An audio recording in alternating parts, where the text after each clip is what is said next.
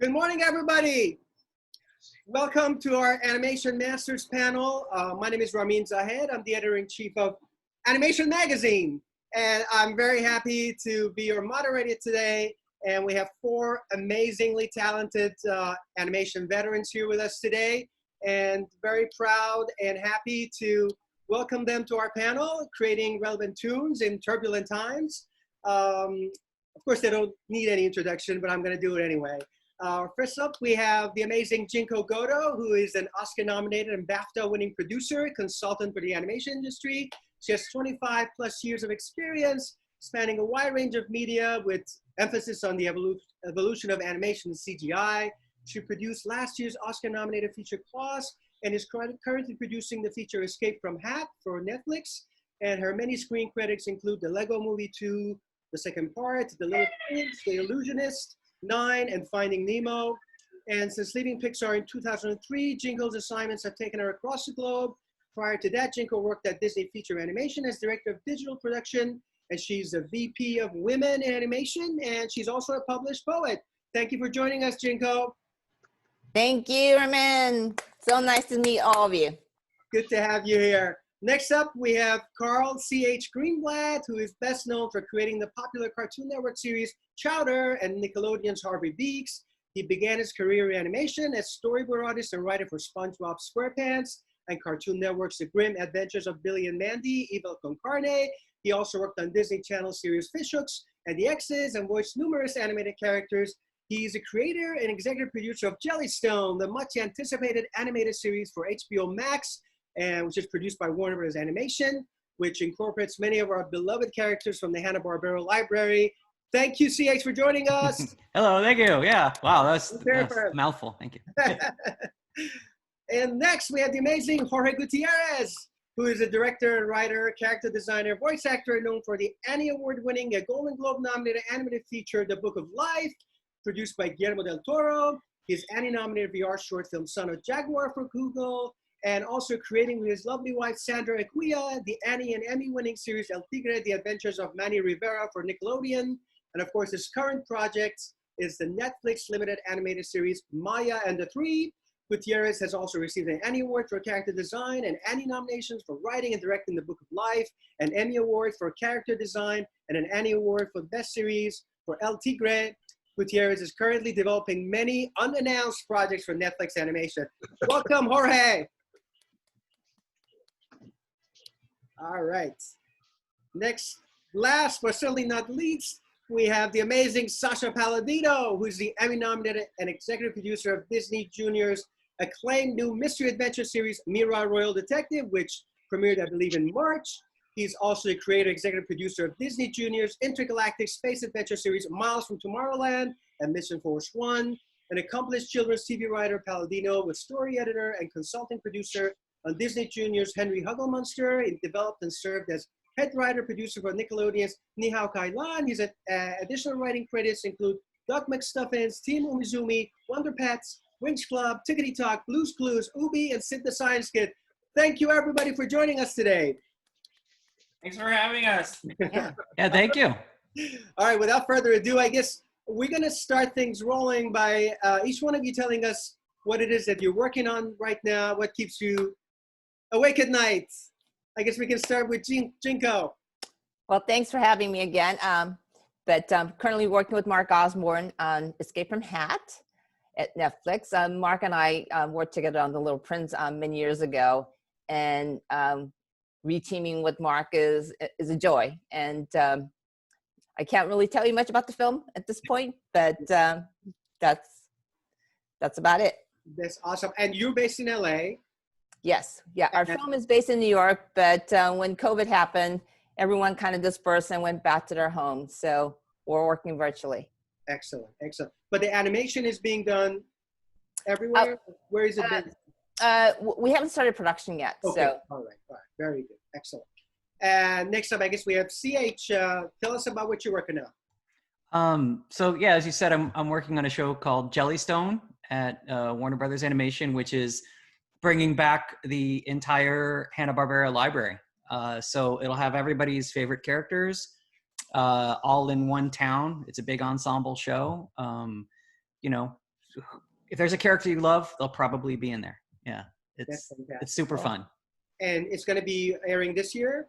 I don't think so. We don't have an air date yet, but we're going to be on HBO Max. My guess is next year, but there's no official, nothing's been set yet. So we're just starting to deliver animation. To start to deliver to our overseas studios now. Yeah. And so we'll start post later this year. So probably be sometime next year. Okay. And you're based in LA? Based in LA. Yep. Very cool. Excellent. Yeah. And next up, Jorge, what's up? Hey, I'm in Burbank. I'm working for Netflix Animation. They've announced obviously My End of 3. It's a 4.5 hour limited series. It's basically a giant movie. It's going to premiere fall of 2021. And it's like Book of Life and El Tigre got drunk in Mexico and had a baby. That's basically my End of 3. And then the other things haven't been announced, but I'm working on I'm basically not leaving Netflix Animation, but I'm going to stay there until they kick me out. But I really, there's a lot of stuff brewing over there. It's kind of amazing. That's great. That's awesome. Thank you. Sascha, what's up?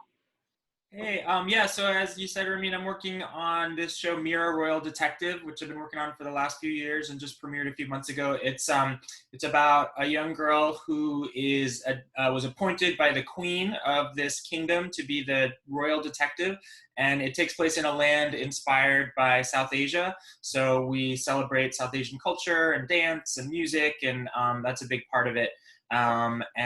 Basically, it's a big Bollywood musical in animation. It premiered right when the lockdown started, so we got in just under the wire, which was really nice. So it's on now on Disney Junior. That's awesome, and it's already been greenlit for season 2, right? Yep, that's right. So we're busy. We're still finishing season 1, and we're working on season 2, and we're living the Bollywood dream, basically. That's awesome. And who are the animation partners? We work with Technicolor in India, and that's an amazing part of it since the show is inspired by India. To work with an animation studio in India is a really perfect collaboration, of course. That's fantastic. Very cool. Thank you so much. I guess the next question is, 2020 has been a crazy year for everybody. How has that impacted your life, the way you work, your creativity? I know Jorge, a couple of days ago, was talking about how it's actually been a very productive period for him. Maybe you can all talk about how that has impacted your world, how you've adjusted to it, and what it means for you in the long run. Chinko. Well, what's interesting is, animation is a collaborative process. So to be dispersed and all of us working on Zoom and Google Hangouts, I think, is a challenge. But our show was set up in New York where we already had virtual artists working with us. So going virtual wasn't as difficult as a lot of the other shows struggle to do. So we're very fortunate, but I think, it is a collaborative process. So we do miss being in the room together and being able to look at things and talk about it without having to do these calls. So I think, we are missing that whole collaborative effort of being able to be in the same room. However, what's been exciting for us is that because we wanted to work virtually, we did start building a virtual production pipeline using Unreal. And now we're being able to collaborate virtually through a game engine. So that's a whole new experience that we're going to be able to exploit under these conditions. That's great. That's great. And so the movie is going to be ready by 2022, right? Oh no, we're still quite a ways out. Quite a ways. Okay. All right. Very good. All right. All right. CH, you're next. It was interesting because we had our first few months of production in the studio, and we were able to get, which was really helpful. So we were able to kind of collaborate, do a lot of writing, and start our first round of boards there. Then lockdown happened, and we were literally home it was over a weekend. We didn't even miss a beat. So for us, we haven't stuttered or stopped. It's been going ahead. Honestly, the only difference is everything takes twice as long because you're in meetings where you could have walked over to somebody's cubicle and look at, you're scheduled all day. But but the reality is, you know, everybody's kind of just working on their stuff, and we're constantly collaborating over video chat, and we're constantly screen sharing, and it works. It works pretty well. It's not always easy, but surprisingly, the show's still trucking ahead, and I don't think it's really suffering for it. You know, you miss, you know, as Chinko said, you miss the collaboration, you miss seeing people's faces, you miss the day-to-day joking about stuff. And I think you also miss, to a degree, sharing information, being able to see what everybody's working on, being able to see the art that's being produced. So I mean, I don't know if y'all are, but there's an alienation that kind of happens among the crew, I think, sometimes, where everybody feels very isolated from each other. So you have to work a little extra harder to make sure everybody feels like they're a part of a process and not just kind of doing their own little thing. Yeah, of course. Yeah. Excellent. And Jorge, what about you? For us, obviously, we were already in the middle of it. We had recorded a ton of it. We had already started shipping to our partner in Toronto, Tangent Animation. So it kind of, again, we didn't miss a beat. We didn't, like, it was, you know, I feel like with animation, we're built for this stuff. We've been training for this for decades. We were ready. And then on a more, you know, to me at least, the COVID, you know, I feel guilty saying this stuff, but COVID has been great. It's been a great motivator. My DNA is I thrive on adversity, and what better adversity than a global pandemic? So it's been quite the inspiration. I feel super lucky and super blessed that we get to continue to make money for people we love, and people get to support their families. So I that's huge, especially with this current situation. So it's really inspired me. It's made me wanna make even better stuff. I'm hoping the post-COVID world is better than the pre-COVID world. And I definitely think there's obviously there's things I miss, but there's things I don't miss. I don't miss the commutes. I love getting to eat lunch with my family every day. I love having, you know, my son interrupt me in the middle of a meeting. Like those little moments, I'm gonna cherish forever. So I think there's more good to bad than what's happening with our situation. And then the other amazing thing that's happened is this whole excuse that we can't hire someone because they don't live in LA or they're not here has officially gone away.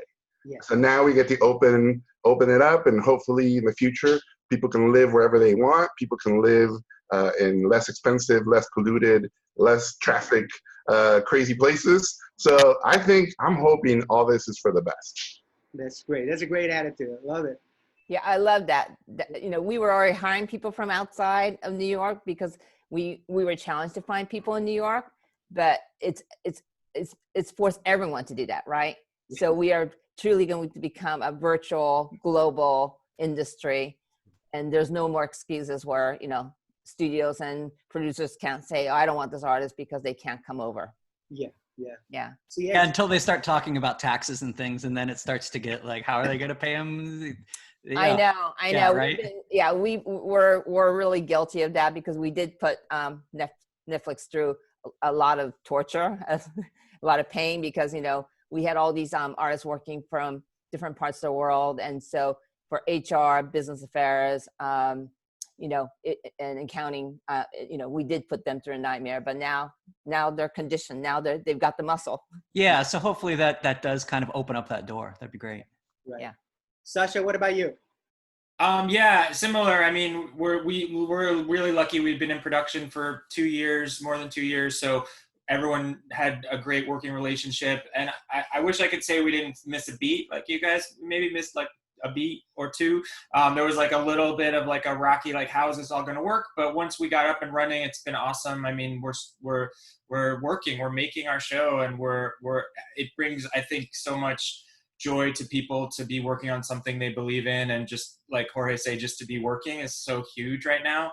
Also, like CH said, it's a challenge to make sure people are not feeling too alone and isolated. And as a showrunner, one of my jobs is making sure I'm like leading this team in a positive way. And so one of the things we've been trying to do is just make sure everyone feels like we still have some of those like personal interactions that we used to have that are getting lost. So we do like a crew screening every week, just so we can all hang out and watch a new episode that's done, which is really nice, just so we get to see each other's faces.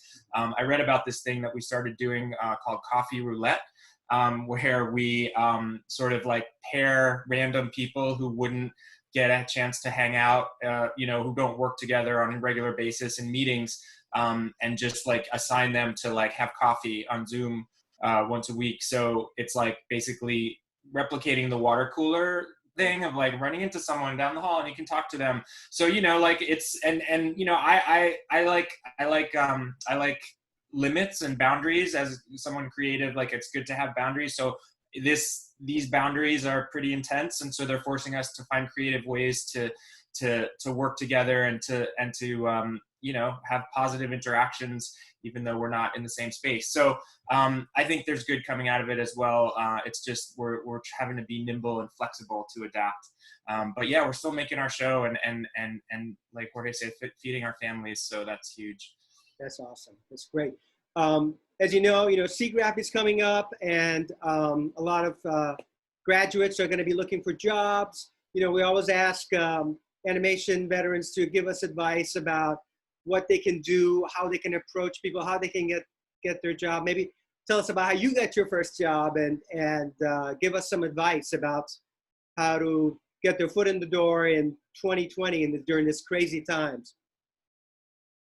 Chinko, you're first up. Okay, so, well, first of all, CGRAPH is a great opportunity, and CGRAPH is doing virtually, going also virtual like everyone else. I think the opportunities, especially for girls, is in virtual production and in VR. I've been talking to girls over the last couple of years why they got into VR or into virtual production, because it's pretty technical. And as you know, when CG started, 30 years ago, there are very few of us that were women, because you pretty much had to have like a computer science degree but these girls are saying, these tools are really easy to learn. And the fact that it's a new industry, there isn't like a predominant certain group of people that are basically taking over, that they feel really safe and comfortable to join. So I'm encouraging these girls, saying, be part of virtual production, be part of VR. It's a great way into animation, because there's just so many opportunities. And, these tools are accessible. Anyone can use them. And it's about being a really great artist. Yeah, it's great advice. It's very cool. All right, CH. Okay, you're gonna laugh, but the way I got in was I saw an ad in Animation Magazine for Nickelodeon. This was back in like 96, 97, I don't know. And it was like on the front page, and it was like, hey, we're looking for creative people. And I thought, oh, I'm a creative person. And I was working in New York in advertising, but I was doing comic strips. And so I sent in a bunch of comics and doodles, and I didn't know anything. And I gotten in touch with someone in development, and they ended up passing my work along to Steve Hillenberg. And that got me my first job on SpongeBob when they started up the show. So I kind of got in just through my comics. So what I tell a lot of people now, we didn't have, obviously, old man, we didn't have the web back then. So I'm like, put up your work, put your work online. I found so many artists that I've hired on shows because I started following them on social media. I liked what they were putting out. I liked their comics. I liked their artwork. I feel like that's what I tell students and people I meet is like, it doesn't matter where you go. You have to have the skills. Doesn't matter how you get them. I don't care where people graduate. I care that, can you do the job? Are you fast? Are you nice? Do you have a sensibility that matches what I need for the show? Are you someone who has potential that we can train and teach?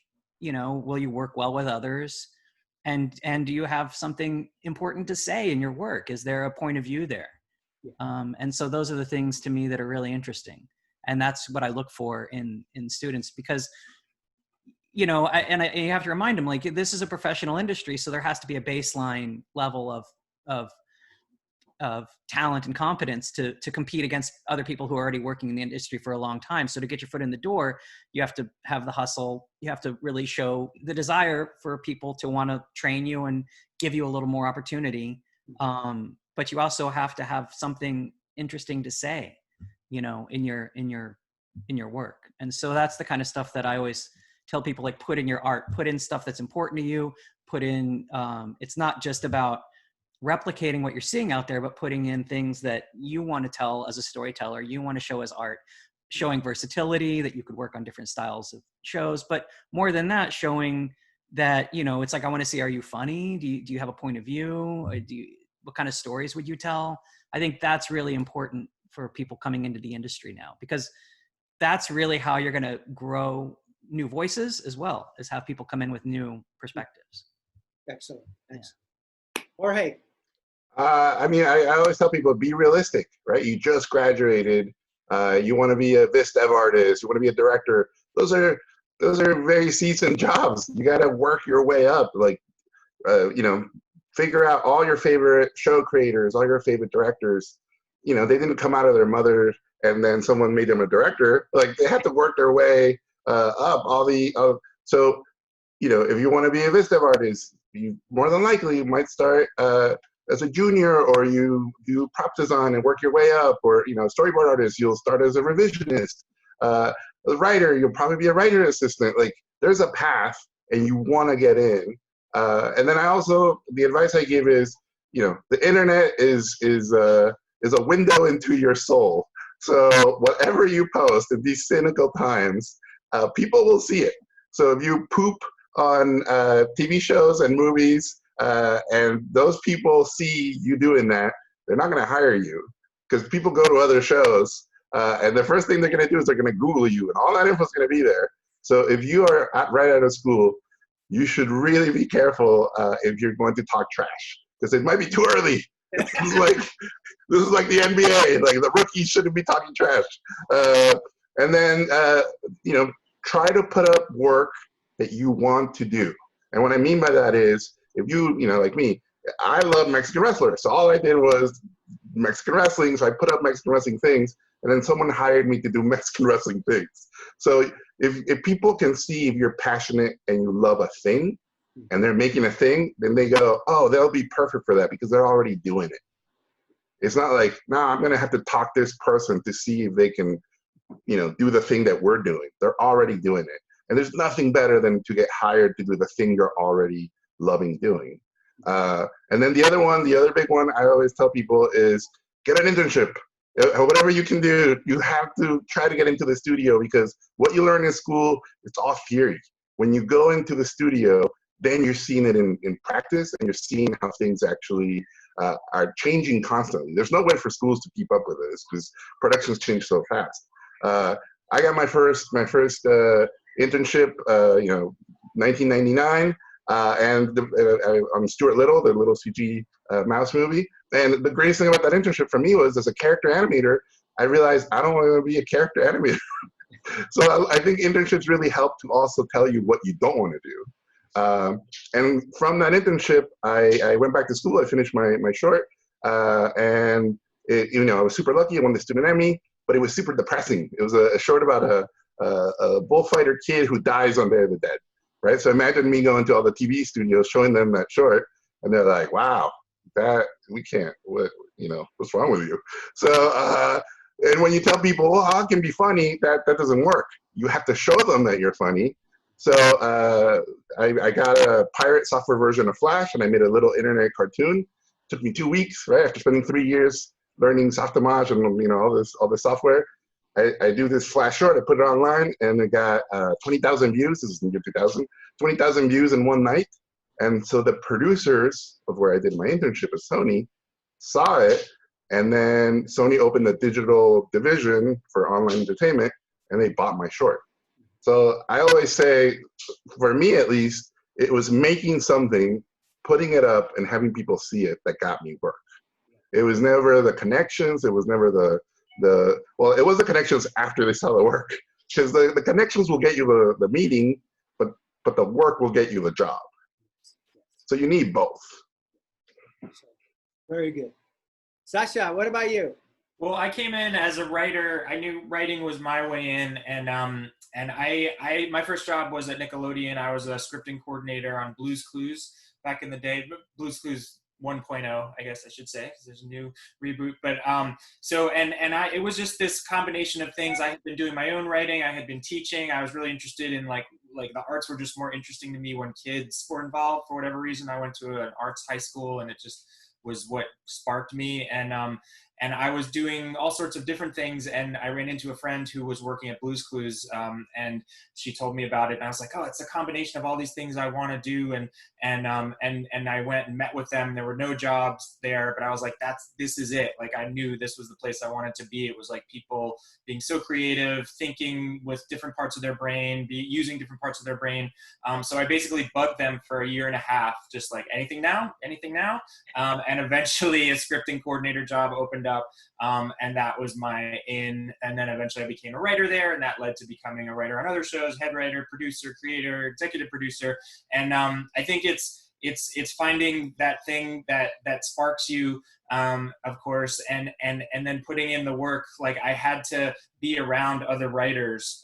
There's a combination of it, right? Like when I'm looking for writers, I want to know that they have their own voice, but that they're also flexible enough to write kind of in other voices, that they can slip into another show and take that vibe. So, you know, it's a combination of like making sure you are around the people who are doing the work you want to do, whether it's an internship or an assistant job, and then also doing your own work, and finding that voice, making sure your voice is really clear and out there, but also making it clear that you can be flexible. You can adapt to what's needed, without, you know, betraying what's true to yourself.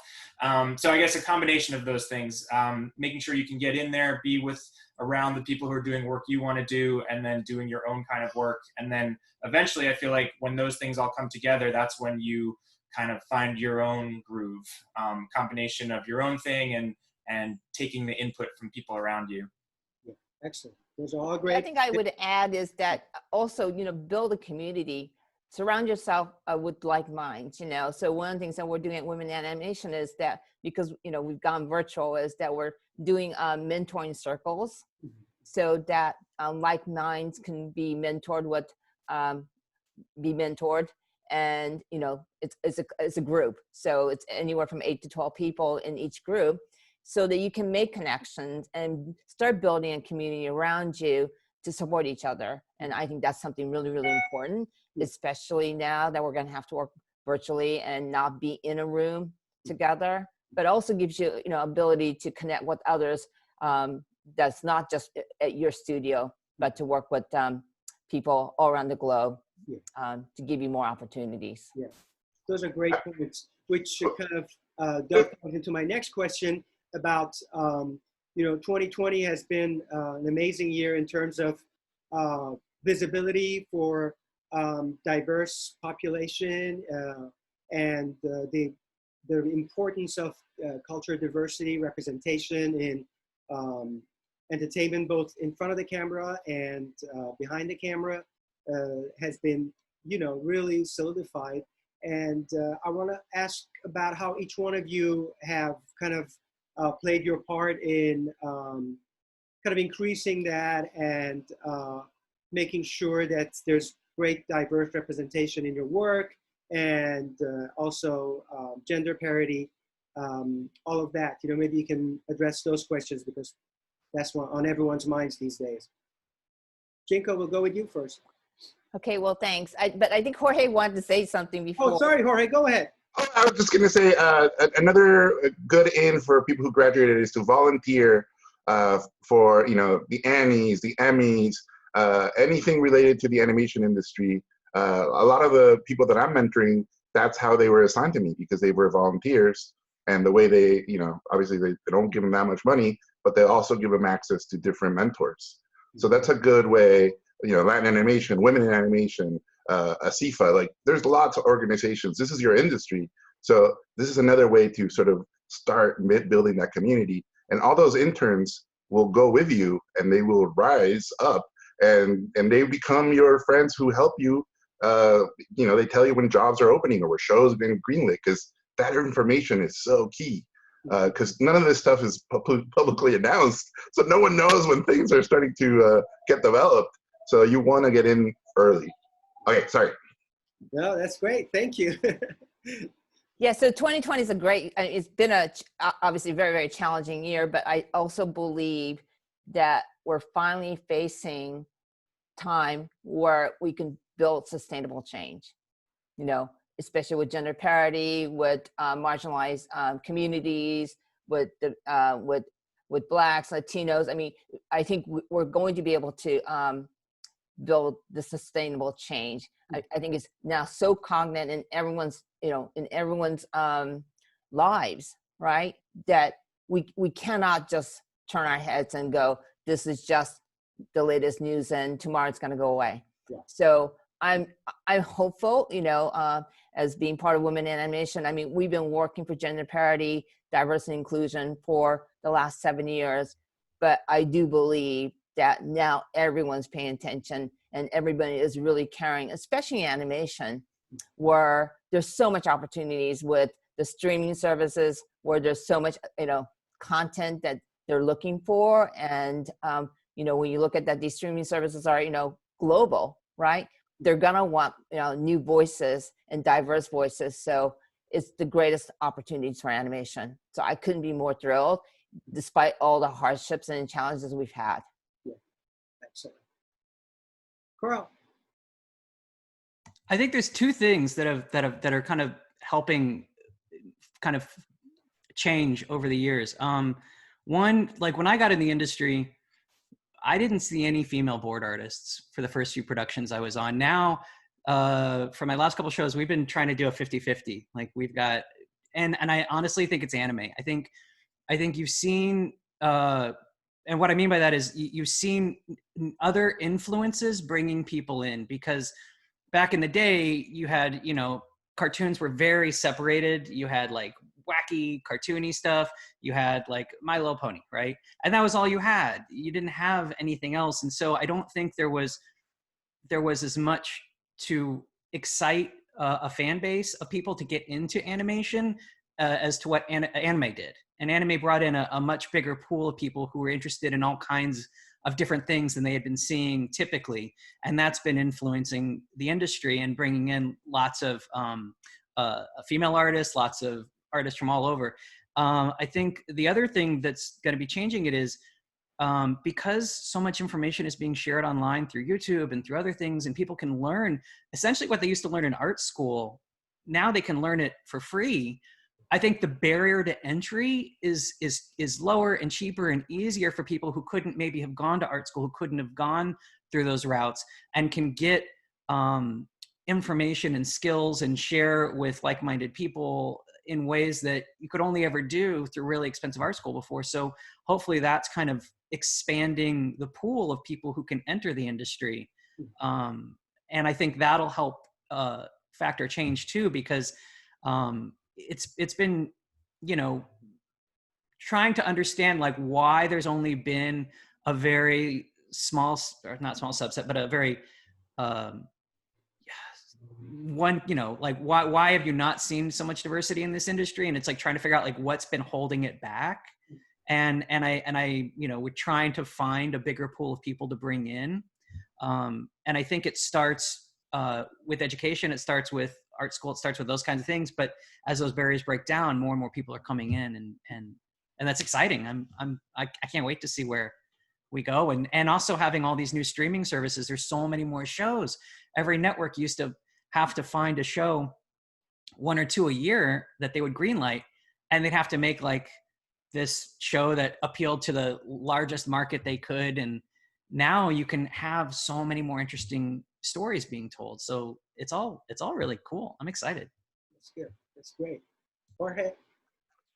You know, I've seen it change. It's getting better. It could obviously be a lot better still. I think it comes down, honestly, in my opinion, to experience. You know, when I first got my first show, I said, I want to work with all, you know, Latino talent.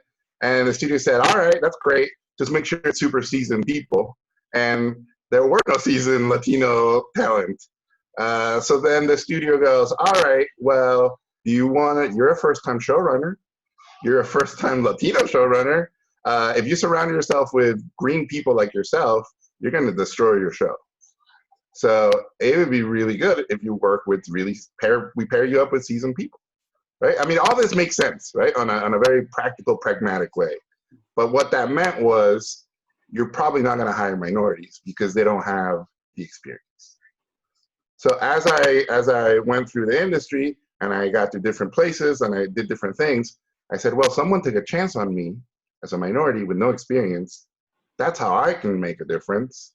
And I'm going to try to give people that shot. And if it doesn't work out, I'm not going to hold a different standard and go, see, that's why you shouldn't hire Salvadorians. Like, it can't be about that. Like, if someone doesn't work out on a movie, no one goes, see, white people, they can't do it. Like, you can't judge it like that. So it's been something that I've tried, meeting Chinko and sort of learning about women in animation made me really realize, holy crap, we don't have gender parity. So we tried on Maya really hard, and we hit 50-50, and I was super proud of it. And you can never feel smug about those things because as soon as all the stuff that's happened currently, I look back on my crew and I went, holy crap, we don't have, Black animators and Black artists and Afro-Latinos. Like, we've stumbled there. So I think it's on us. It's on the directors and the showrunners and the producers. We are the people who hire. Yeah. So when you look at a crew, when you look at those crew pictures, and you see, you can see the makeup of the crew. That was a choice made, whether conscious or unconscious, by the showrunner, by the directors, by the producers. So we have to hold each other in a very polite way, accountable, and go, hey, let's all try to make it better. And obviously, I think this was a giant wake-up call that we need to try harder. Mm-hmm. That's great. Yeah, I mean, we all take risks, right? On every show, we take risks hiring new talent. So why can that talent? That talent can be any person of color, gender, right? So I think that's the important thing that we have to be conscious about, because it's so easy to be unconscious about this and just hire bunch of dudes, and that's just not acceptable. Especially working virtually, you can hire from anywhere. Yeah, there's no excuses anymore. Yeah, that's actually, which is good. So, and Mira, we've been really conscious of it because it's a show about South Asian culture. And me personally, as a white guy, the showrunner, it's not my culture. And I want to be very clear about that and open about that all the time, and be clear about what I'm bringing to it, which is my experience as a storyteller. But the culture, we need those authentic voices, and there's no other way. So from the beginning, it's been like, how can we make sure South Asian voices are represented on this show in every aspect of it? The writer's room, boarding, art, the entire voice cast is South Asian. That was something we knew from the beginning. But it's a challenge. It was definitely like Chinko said, you have to take risks on people who might not have the experience that you would hope for, but you see a spark in them and you think it will work. And for the most part, it's been awesome. Like we've had new voices that we wouldn't have gotten to, experience otherwise. We also, I'm really proud of the fact that we have an all-female writer's room on Mira. Like it's the first time I've been on a show like that, and it's awesome. And I'm the only guy, and it's uncomfortable sometimes, and that's cool, and that's part of it. And it's so essential for this show, because it's been top of mind on this show. It's made me think back, like, well, why wasn't it in my mind on other shows? Like, even if the show wasn't about culture in that way, like it's still like you need these other voices. Like we have such an opportunity with these shows. They reach millions of people, and we need like new, fresh, unique voices to be heard in these shows. So it's really, what's happening right now, I think is so exciting because it's pushing everyone to re-examine everything that we do and the way we hire and the way we create. It's such a positive thing, and there's still so much further we can go, but there's just so much good that comes out of new voices. Like there's when as a showrunner, showrunner, there's almost like nothing more exciting than sort of like uncovering that new talent that hadn't had a chance to sing out before and let them raise their voice. You know, it's just so exciting. And so anyway, it's a priority for us, and we're always working on just making the crew as diverse as possible, and really represent the culture in an authentic way, but also make it clear that we're committed as a show unit to representation behind the screen. Awesome. We asked for some of our readers to present some questions. This one is addressed to all of you. It says, during a time that is so cynical sometimes, which animated movies and TV shows do you go back to over and over again for inspiration to keep you going? Anybody? I don't know about going back. I'll jump in. Oh, go ahead. So I love Nightmare Before Christmas. I'm a huge Nightmare Before Christmas fan. I've been super lucky, and I got to meet Henry Selick, and we become friends. And I watch it all the time, and I find new things about it. And I think it really speaks to a creator trying to do something different and then failing miserably, and risking tradition and destroying everything, but then getting back up and starting again. Like that message, now that I'm like 45 years old and I've been working in animation for so long, now I get that. And I get that sort of the artistic, the process and the effort more important than the result. Like, and I love that about that film. Anyway, so I love you, Henry Selick. That's great. Great choice. Who's next? Who wants to go? I have to say, my first film I saw as a child was Lady and the Tramp, and this was when I was a little girl in Japan. So my dad had already immigrated to the U.S., so that to me was, okay, that is America. I love dogs, and that's what America is going to be about. But that film has such beauty and simplicity. And it was the first film I saw, fell in love with animation, but it's a film that I continue to go back when I want inspiration and why we're living here in America. As a child living in the US, I watched the Flintstones. I love Flintstones a lot. That was always quirky and silly in many ways. And then Fantastic Mr. Fox, one of my favorite films of all times. Those are great choices. CH, you want to go next? Yeah, it's not that I've been going back. I don't tend to rewatch stuff, but I've been watching a lot of like Taika Waititi stuff lately. I find it's a tone that I really connect to and really like, sort of sweet and funny and silly and character driven. So I think things that are in that vein appeal to me a lot, more than anything, because it feels like I can sort of get lost in the people. Yeah. And there's a sweetness to it that I really like too. Yeah.